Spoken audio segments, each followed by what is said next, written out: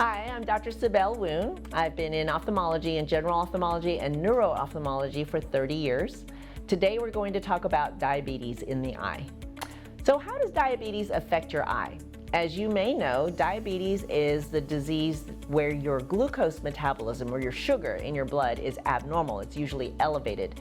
This could be because you were born with a deficiency of insulin, which is the hormone that helps you process glucose.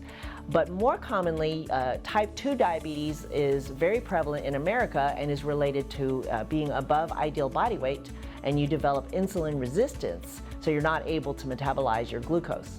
If you have high levels of sugar in your blood, that causes blood vessel damage. So the capillaries, instead of being like garden hoses, are like the soaker garden hoses that leak fluid. And this causes not only swelling and bleeding and leakage of cholesterol products into your eye, but also reduces oxygen carrying capabilities of those blood vessels. So let me show you where the damage occurs. Your eye is like a camera where the front does the focusing. You have the cornea and you have the lens, but inside the camera is your film or the retina. The retina is like a thin sheet of brain tissue that has arteries and veins, and it must have oxygen supply at all time to function.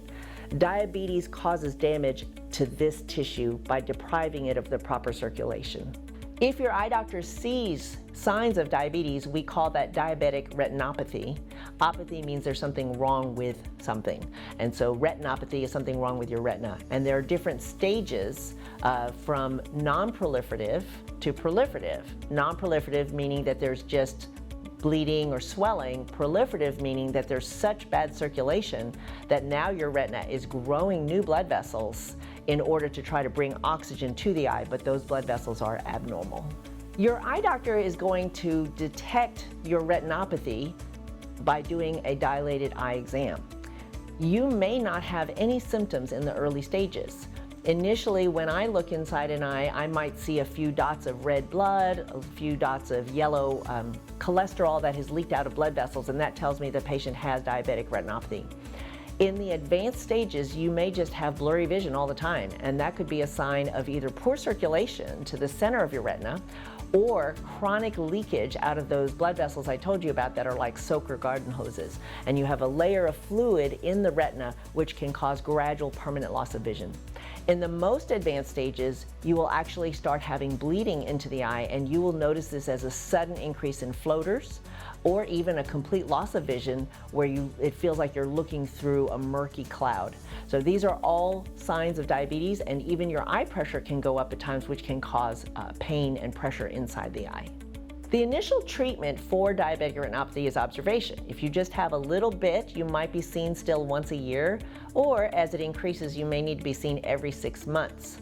Your best method of treatment is to control your glucose. Studies have shown that tight glucose control can prevent or delay the development of retinopathy. If you have retinopathy, such as leakage, there are 2 types of treatments used. One is laser, and the other are actually medications that are injected directly into the eye.